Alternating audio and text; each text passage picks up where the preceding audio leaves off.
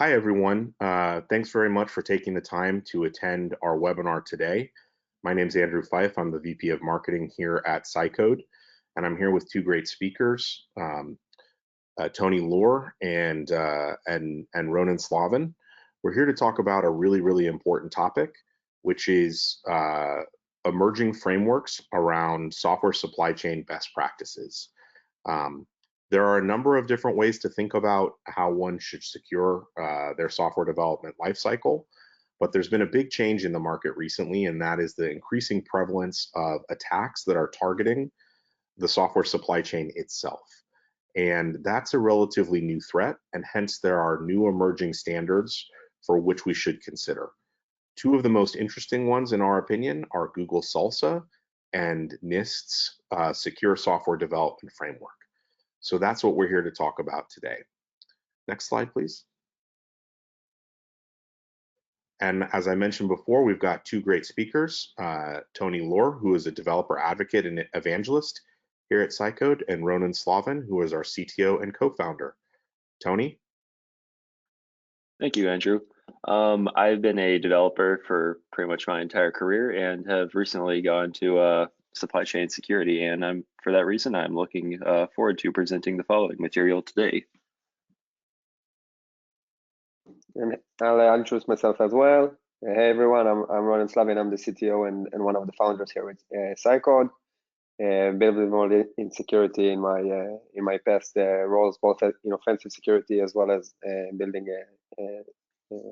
cybersecurity protection solutions. Looking forward to showing you our webinar.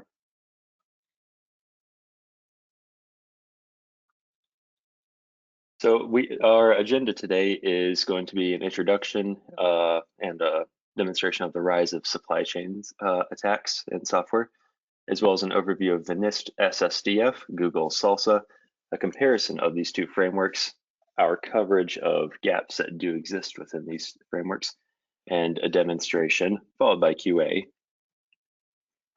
So the first question is, why do we need new application security frameworks? Well, that's because attackers are shifting priorities.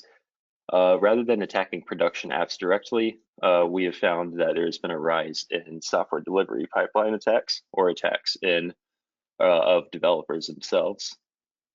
Supply chain attacks are on the rise. In the last year alone, we've seen SolarWinds and CodeCov, which have been humongous attacks affecting an enormous number of people, as well as Cassia, Xcode spy attack, and CETA attacks.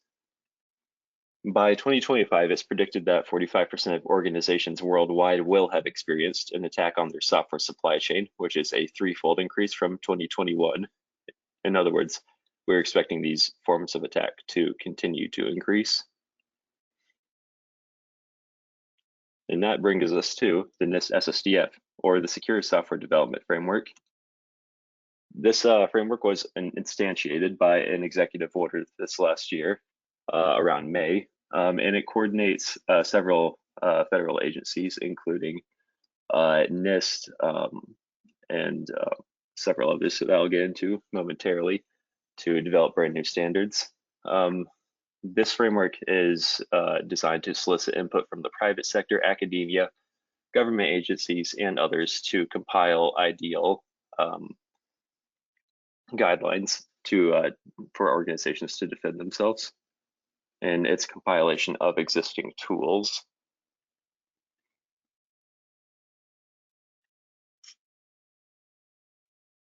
The development of commercial software often lacks transparency, sufficient focus on the ability of the software to resist attack, and adequate controls to prevent tampering by malicious actors. This framework is designed to provide criteria to evaluate software security, criteria to evaluate security practices of the developers and suppliers themselves, and provides innovative tools and methodologies to demonstrate confidence with secure practices.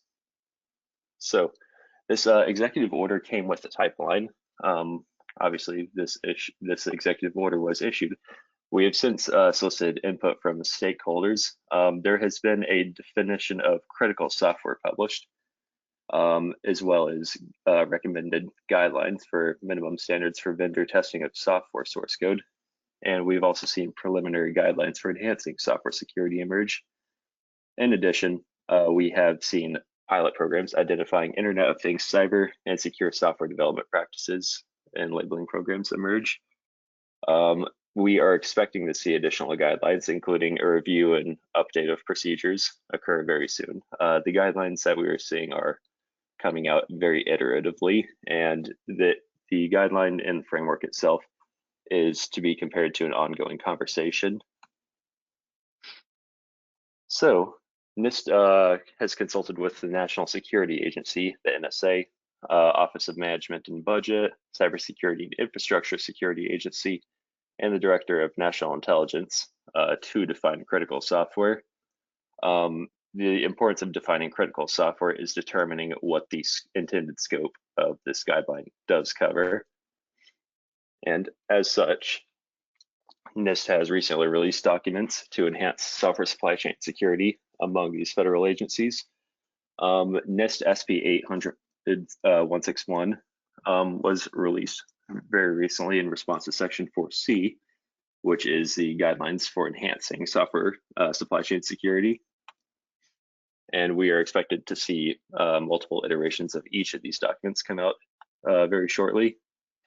So CSCRM is one important aspect to this. Organizations are often concerned about the risks associated with products and services and the vulnerabilities due to bad practices within the cyber supply chain. This includes malicious functionality, bad intentions such as cyber squatting, and also just amateur developers who unintentionally introduce vulnerabilities. And these risks are often associated with an enterprise's decreased vulnerability into aggression, decreased visibility into dependencies. This decreased visibility provides the same issue that occurred a while back with shadowed IT, where we weren't able to accurately track all the infrastructure used within an organization. And that has resulted in a lack of understanding of the acquired technology workflow and a lack of insight into quality assurance practices. This guidance is intended to apply to all levels of an organization. The guidance will only be a mandate for federal agencies. However, the guidance will be useful for pretty much any agency, regardless of whether or not they manufacture and deploy critical software.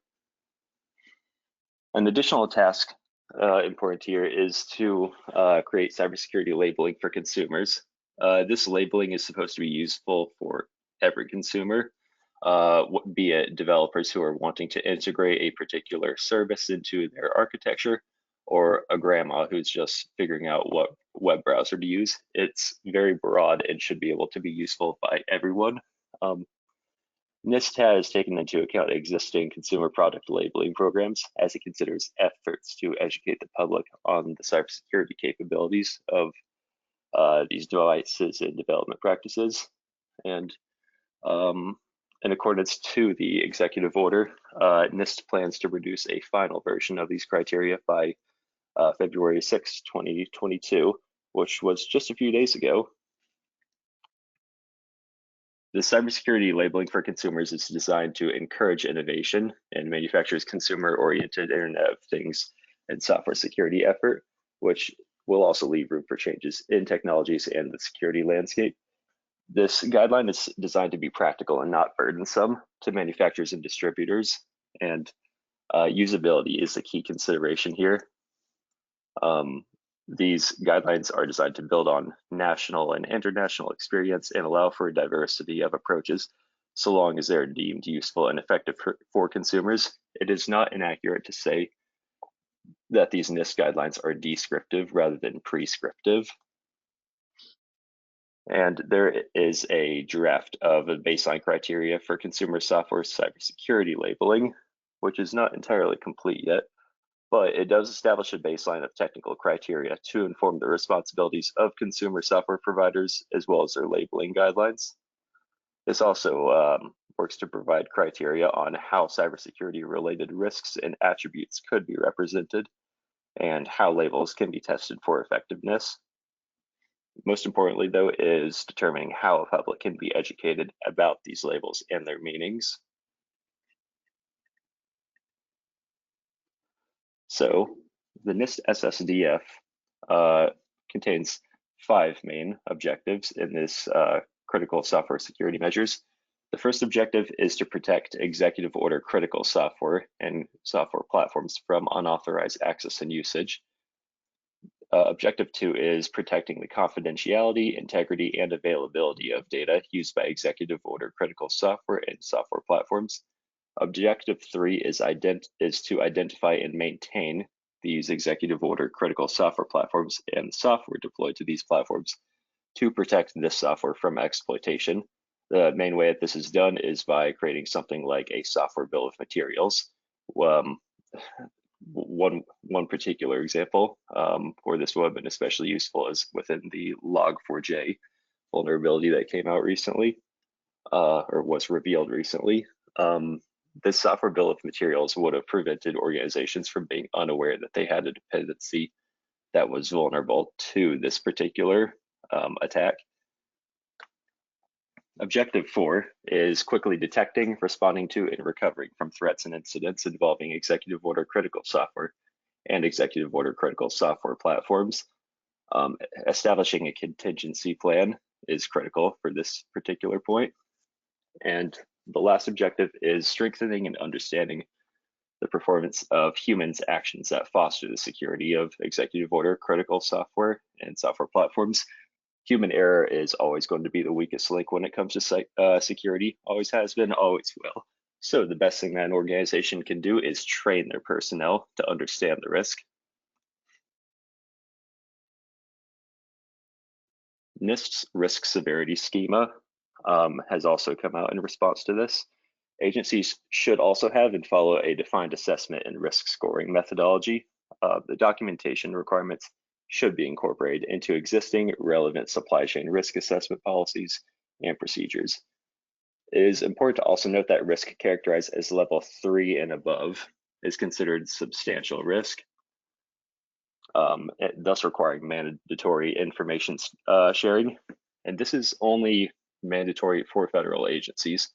However, it is strongly encouraged for private organizations or private sector organizations to also share this information regarding identified risks, even if the risk level is not mandatory for them to disclose, or even if the risk level falls beneath the threshold of being considered substantial. The recommended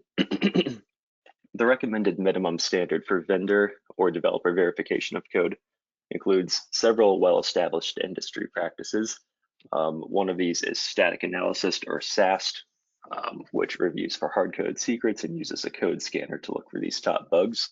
Another methodology is dynamic analysis, or a DAST, which reviews running software to determine if there are any bugs that can be, or any exploits that can be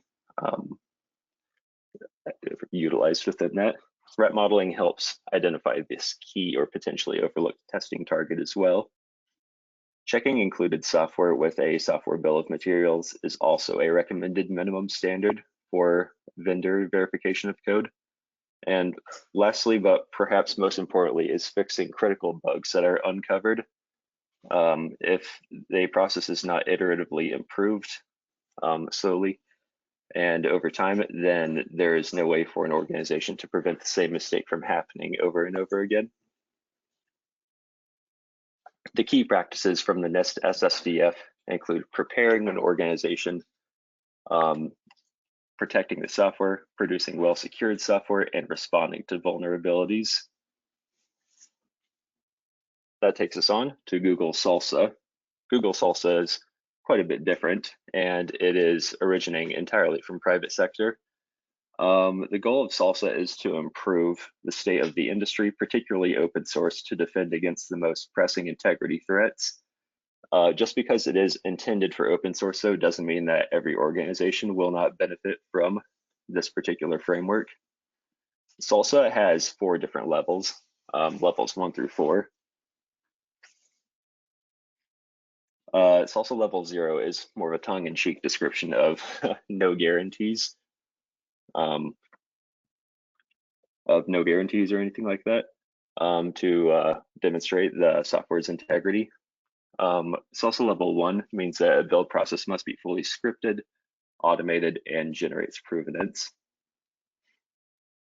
SLSA 2 means that the build utilizes version control and a hosted build service that generates authenticated provenance, which provides tamper resistance to the extent that the build service is trusted. SLSA level 3 means that the source and build platforms adhere to standards that guarantee both the integrity of the provenance and the auditability of the source code.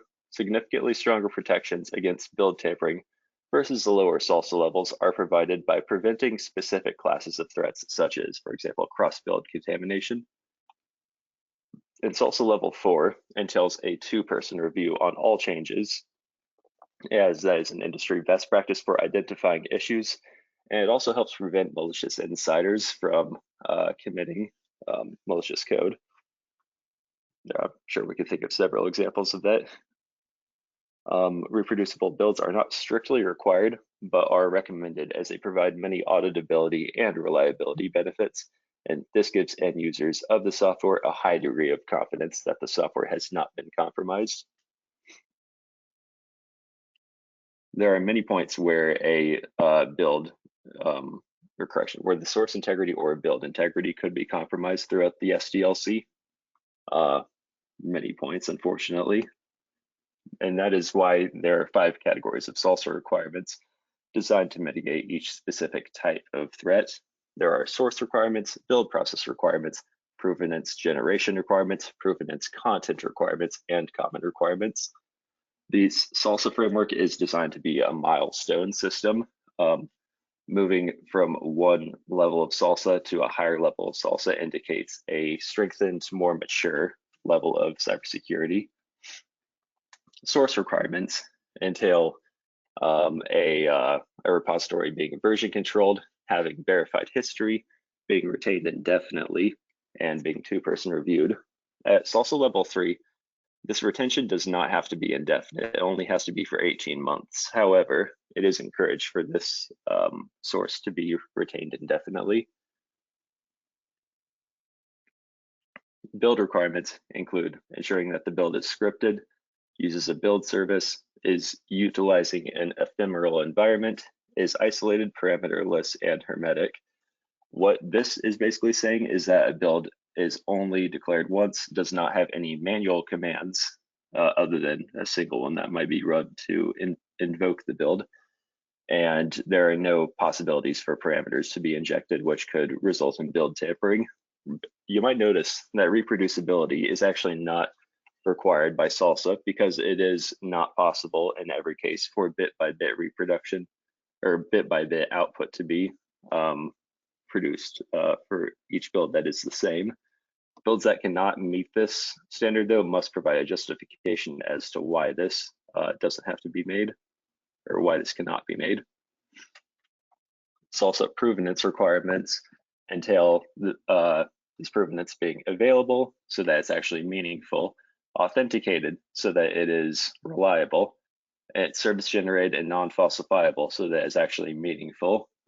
One of the biggest reasons why you'd want it to be non-falsifiable is because, let's be honest, it's a fox watching the hen house type situation if it is possible for an organization to falsify and self-report.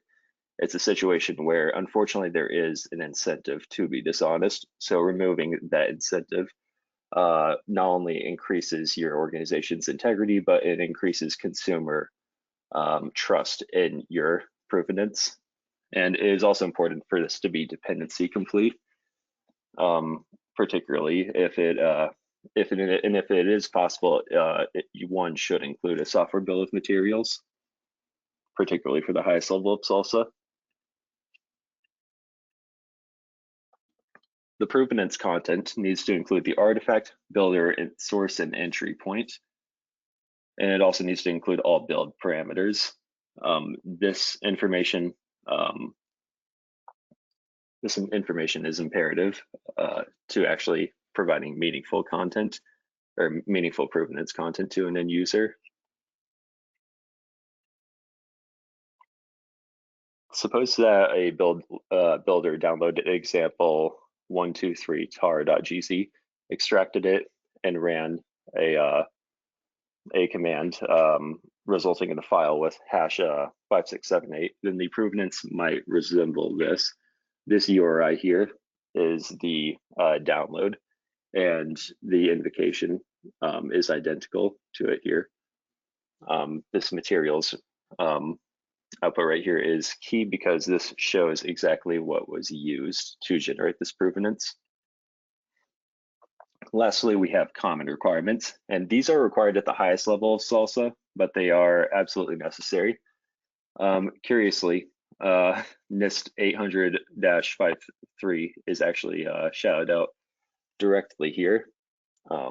And this is essentially another way of describing the minimum standards and minimum verification of code that has to occur. All super users have to work in pairs in order to do anything irreversible. Let's say that a super user wanted to delete a repository. They would have to get permission from another super user. Now, we have that, we've seen both the NIST SSDF and Google SLSA, and I've explained both of them relatively thoroughly. The real question is, what can we learn from them? NIST focuses on what, while Google focuses on how. Another way that I like to describe that is that NIST is descriptive, whereas Google is prescriptive. NIST largely focuses on defining the minimum requirements for software used within critical infrastructure, particularly federally, whereas Google proposes a specific model for scoring the supply chain, focused on improving security within the build phase throughout development. NIST utilizes tiers, whereas SLSA uses levels. And these tiers and levels both range from 1 to 4, with higher numbers being correlated with increased cybersecurity. Higher tiers within the NIST SSDF represent increasing degrees of rigor and sophistication in cybersecurity risk management processes. This means that an organization has put more time and planning into actually defining, say, contingency plans. Conversely, higher levels within SLSA represent greater maturity.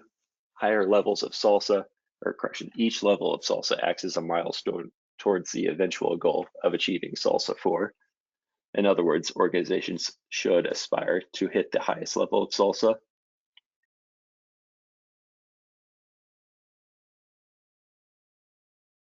Now, some of these key learnings include reviewing for hard-coded secrets. NIST describes the way that an organization should do this, which is by using heuristic tools to examine code for hard-coded passwords, private encryption keys, OAuth tokens, pretty much anything that, or API keys, pretty much anything that you would not want an outsider or a potential attacker to view. Additionally, enforcing security policy uniformly requires strong governance. SLSA and NIST both highlight the importance of establishing this baseline security standard to prevent compromise.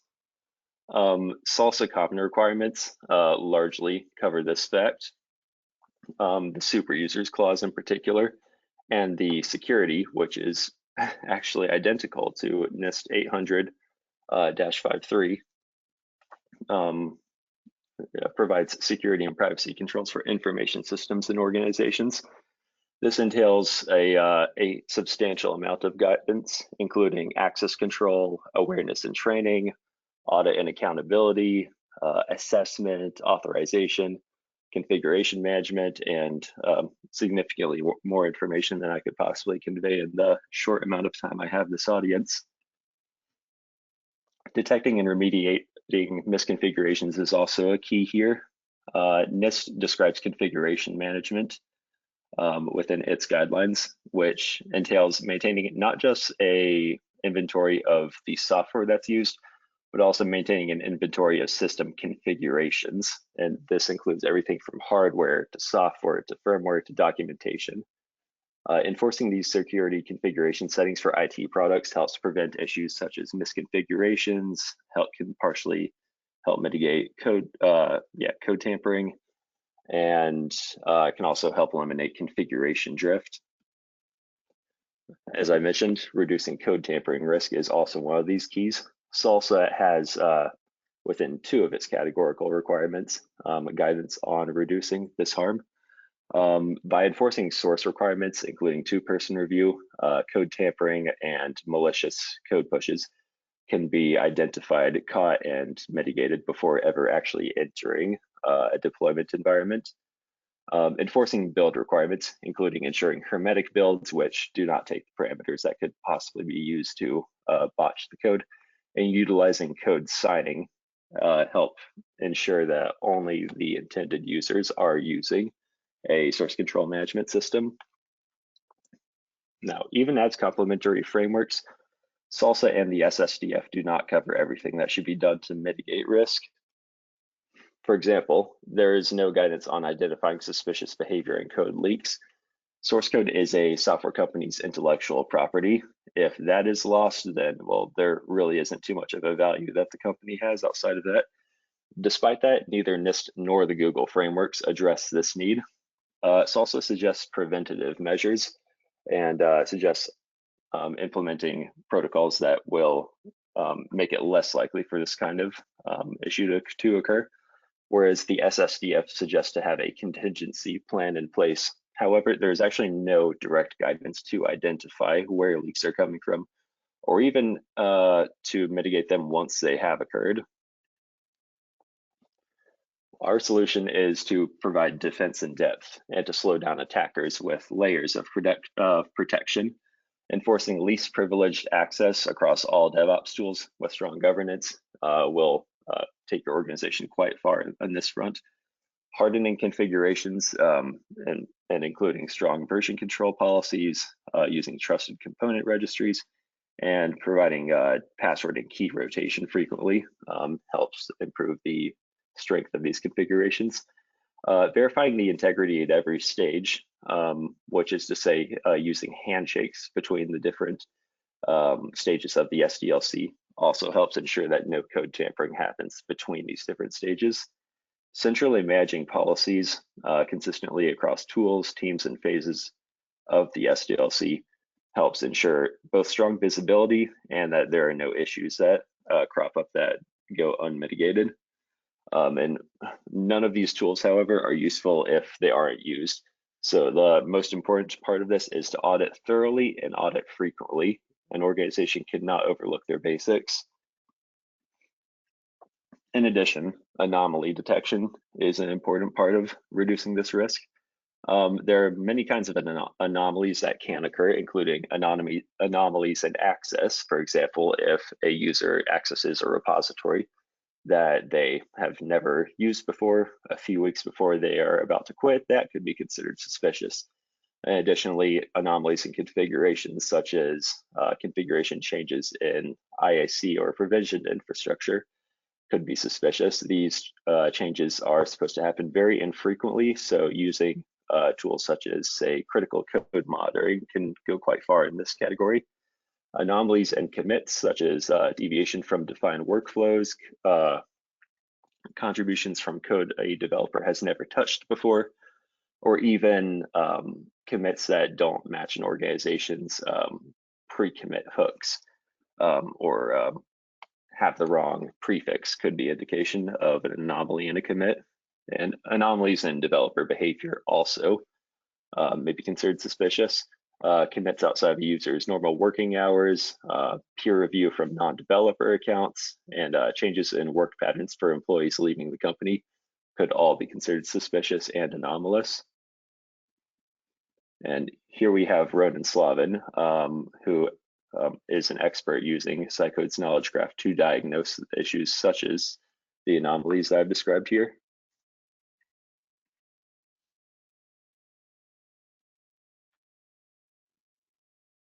Thank you, Tony. I think I need to get like the presenter permissions. No problem. Let me switch that to you.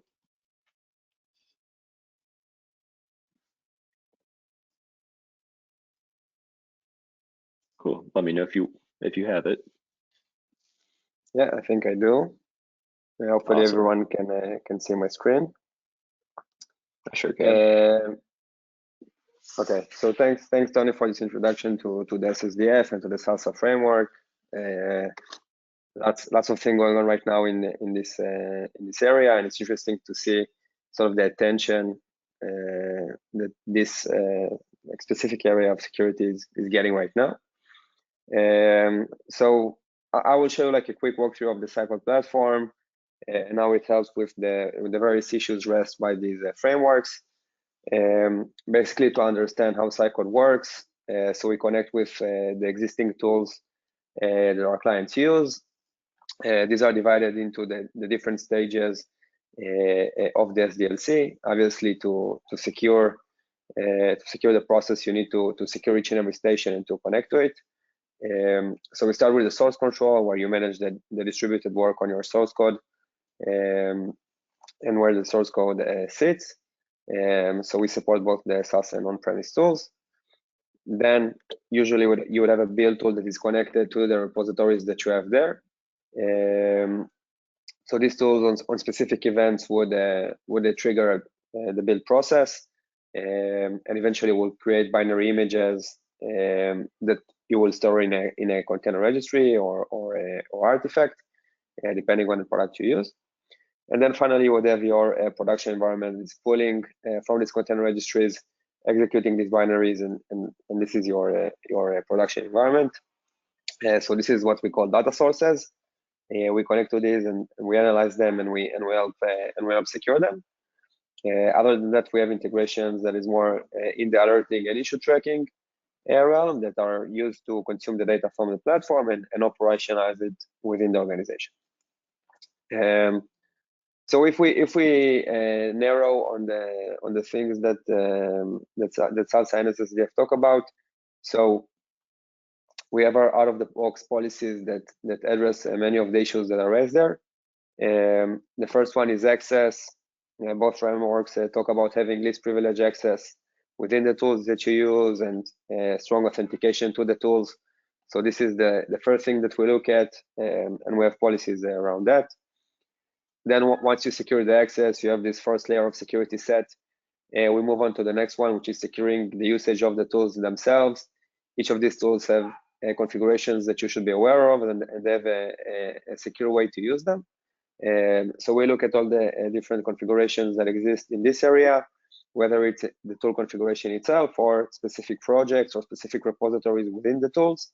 Again, they would each have their own configurations and things that you can do in an insecure way around that.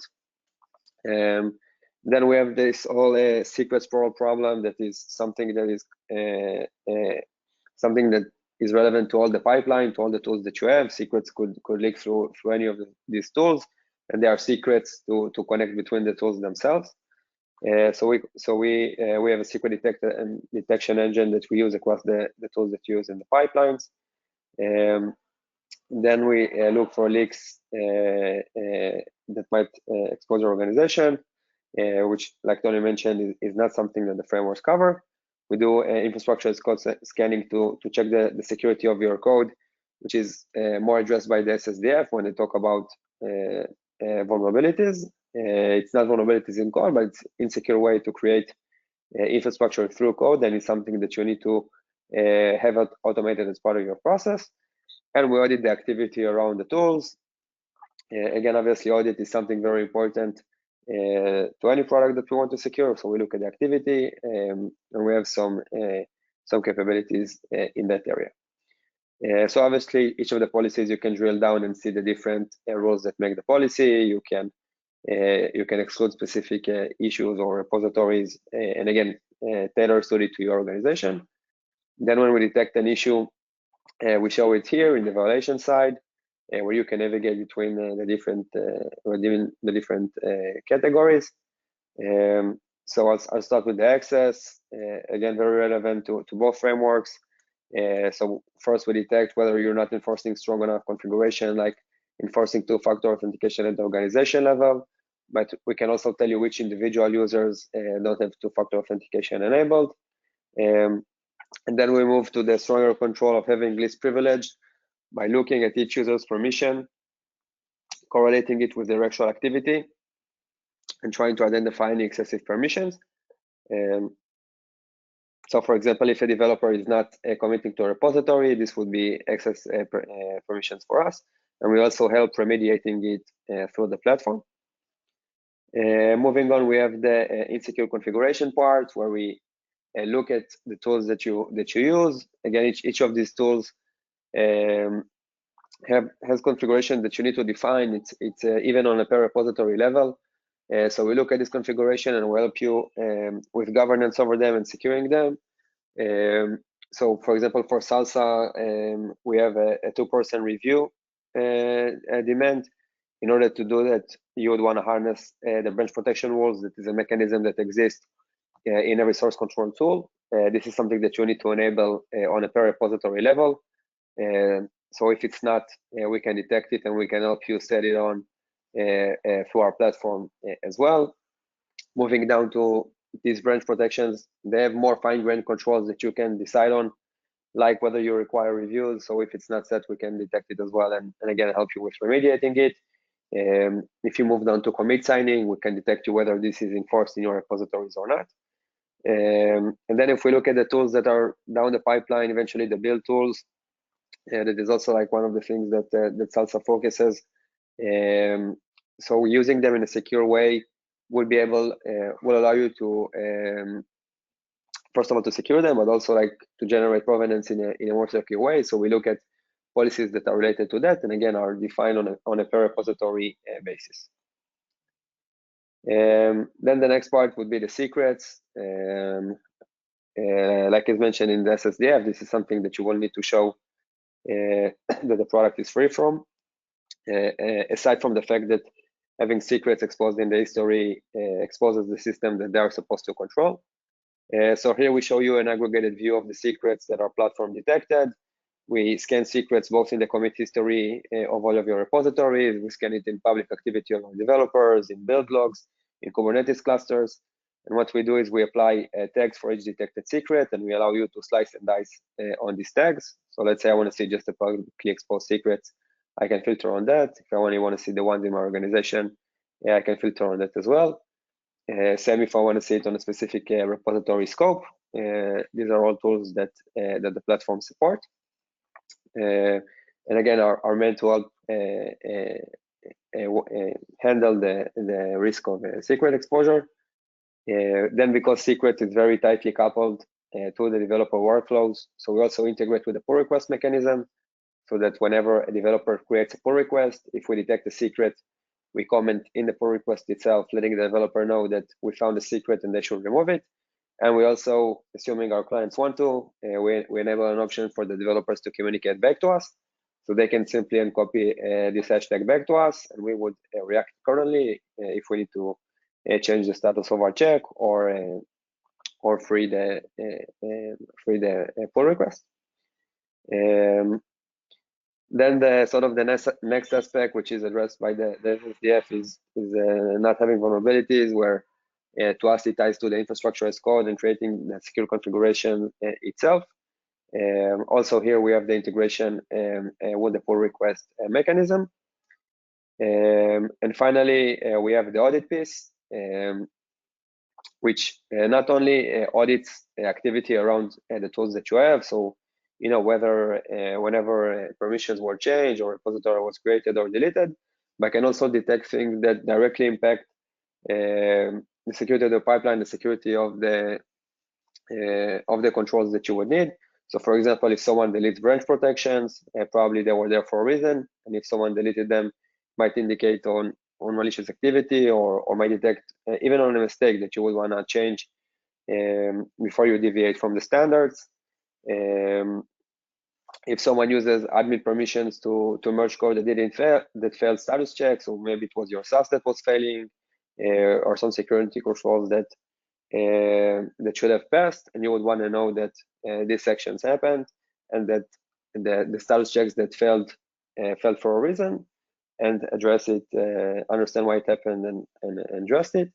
And then finally, we have if we look at more UBA related activities. So if we see a developer pushing code to a repo that they never touched in a long time, it might be also a bit suspicious, and we can detect this type of activities as well.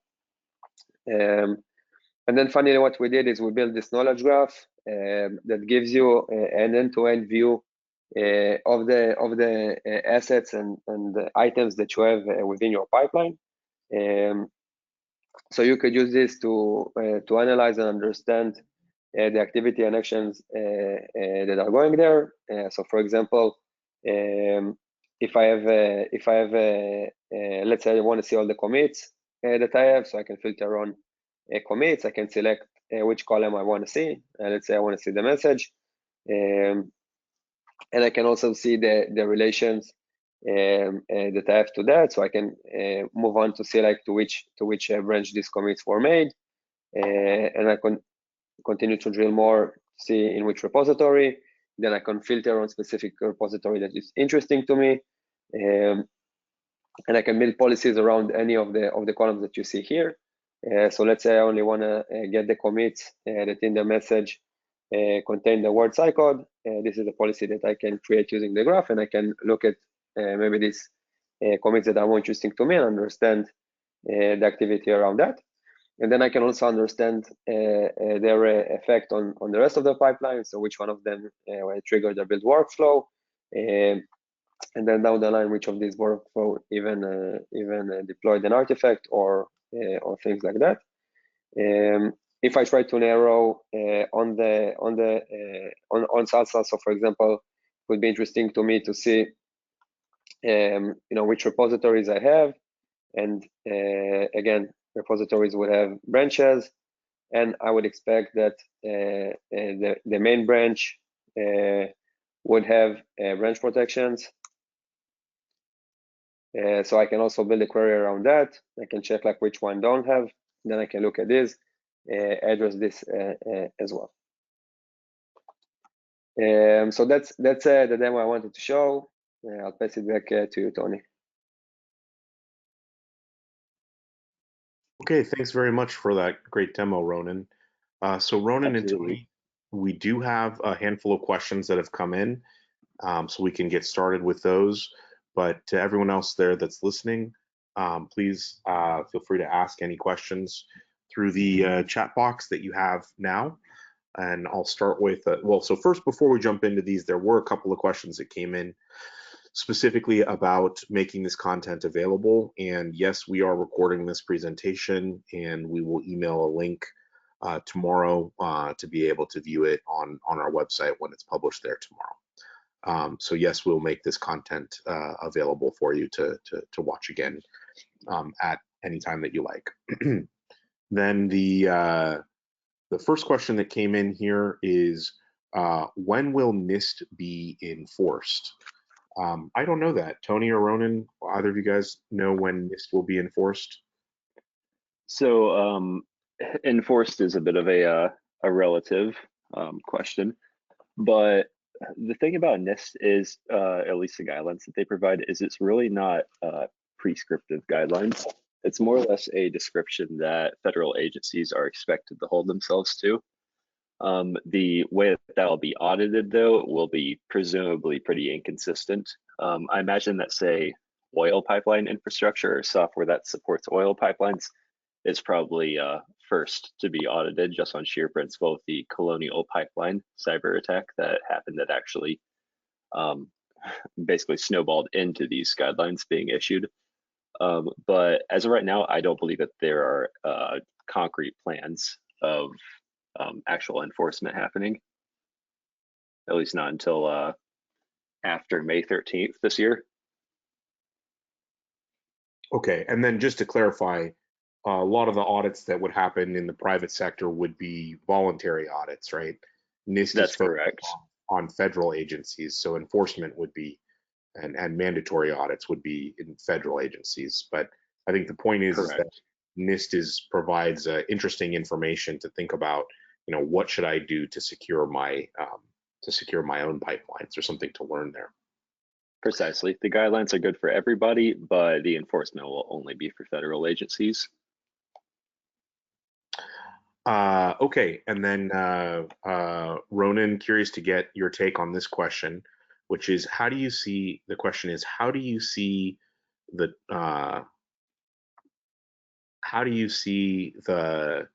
trend towards Google SLSA mostly NIST, I think, is asked from what I see. That was a question. So I guess if I would interpret this question as, do you see one of these two frameworks becoming a dominant framework for industry adoption?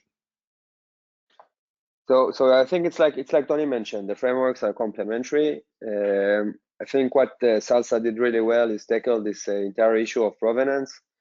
And how do you what do you provide with your build artifacts that would attest to the process that you made and to the security of the end result that you're publishing.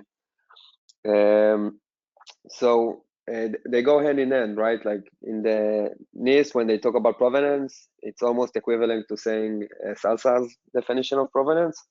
And I think like 2 or 3 weeks ago, even SLSA representative went to the White House to sort of talk about these issues.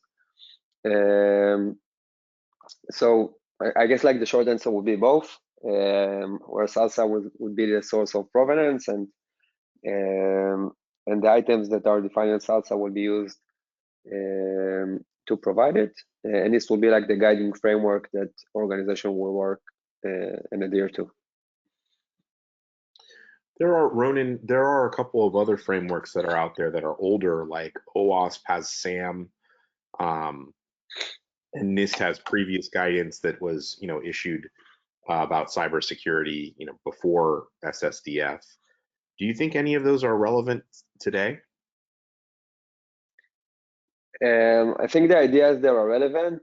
We see them circle again, like in the new frameworks that have been creating, but the purpose is different. I think like the frameworks that are around maturity is more like for a way for organization to assess like internally the maturity of their software development process, where these new frameworks, they focus explicitly on like, how as a software vendor do you prove to other people that they can rely on your software. Okay. And then we've got one. I'd actually butt in as well to further extrapolate on that question. So SAM, which is OWASP's model, is actually kind of the grandfather of the SSDF. It directly influenced the creation of that particular framework, mostly because SAM's software assurance maturity model was designed to evaluate an existing or an organization's existing software security practices. So in a way, you could very well consider SAM a precursor of SSDF, and as such, it is still definitely relevant. Very cool. Good insight, Tony. Okay, so the last question that we have here, and of course, we're happy to spend a little more time if anyone else has questions, but if we don't see anyone come through, then we'll wrap it up after this. It's a two-part question for Ronan, which is, the first is, why would I not use the source code platform? I think he means the SCM. Why would I not use the SCM's native security features and security rules and use SciCode instead? So that's part one. And then part two is, also for secrets detection to work, what is the latency to be expected, and is it dependent on the event stream of the source code platform? So first question, why do any of this in SciCode? Why not just use the native features in, say, GitHub or GitLab? So the first answer is that like the tools aren't focused on that, and it's not sort of the main purpose of the tools. Like if we look at branch protections, for example, which I showed in the demo. So this is something that comes as a requirement in both. It's the de facto standard of developing code, but it's something that is up to the organization to enforce and to use. Like you decide on which repositories you want to enforce it. You decide to which people in your organization you give admin permission so they can overrun these controls. And what we do is we'll help with that by both like detecting these configurations, understanding when they are used and when they are not, and also understanding when they are circumvented. So even when you have branch protections, you still have people with your organization that can remove them, set them back on. They can commit directly even when these are set, and we monitor for this activity and we help you detect and respond to it. Yeah, and so I guess I'd add just a couple things there. So one, the default policies aren't always set up for the security level that your organization might need. So that's one thing. Second thing to think about is do you have multiple teams? And if you have multiple teams, then you might have multiple SCMs. In fact, we commonly see in enterprises that enterprises want to facilitate developer agility. And so they let each team choose the right tool for the job. So it's not uncommon to see two different development teams, one that uses GitHub and the other that uses Bitbucket. So now how do you coordinate policies between GitHub and Bitbucket? There isn't really a way to be consistent there. So that's one aspect to think about it. But then there's another angle. And although our demo focused primarily on the source control management system, Cycode actually plugs into your entire DevOps tool and infrastructure.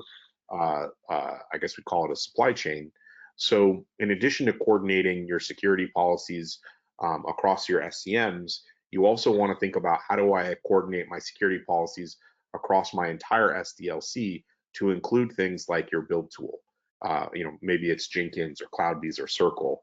What about your registry, which might be Sonatype, it might be JFrog. How about your cloud environment, including your infrastructure as code and your cloud provider? So there's lots and lots of different ways in which the basics can go wrong, and it's important to be able to lock that stuff down from a governance perspective. We don't want to inadvertently publicly expose something. So it's default settings, it's multiple different SCMs, and it's all the tools that make up your SDLC. So I hope that makes sense. But then, Ronan, the second part of this question was about latency and security scanning.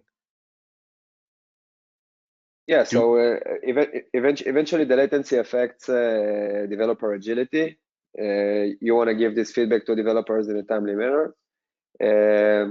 So it's important to incorporate the scanning as part of their native workflow. It could be in a pre-commit hook. It could be as part of the pull request mechanism.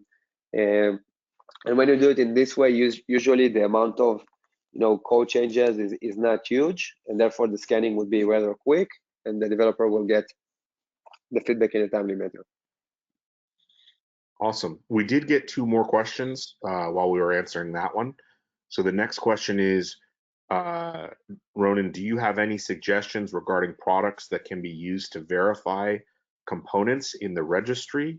To verify whether components in the registry are trusted in an automated fashion, and is Cycode doing this? Yeah, so we do give the possibility to correlate between the outputs that we saw in your build pipeline to what you have running in the registries. I assume this is the intention, and I'm not sure if there's other tools that do it. Okay, and then the last question, but again, we do have a little more time, so if you've got other questions, send them in. But this will be the last one unless we get anything new. Isn't using Cycode raising a new external risk that is unknown to us and not under our control? So it's kind of an interesting concept, right? Like, hey, if you're using Cycode itself becomes a part of your software supply chain. And does that introduce new risks? And I guess, I would interpret that as, is it ultimately worth the risk? And what does Cycode do to ensure that Cycode itself is secure and not minimizing risk that it introduces? So to me, that's sort of this is like the balance in security. I mean, like if you look at antiviruses, if you look at firewall, like these are all tools that we grant permissions in order for them to secure us more. So it's the same way that I look about Cycode. Eventually, we're not part of the SCM. It's not like the controls that you have there. If someone hacks your GitHub, like we're supposed to be there to detect it. And that's in fact why we built the product.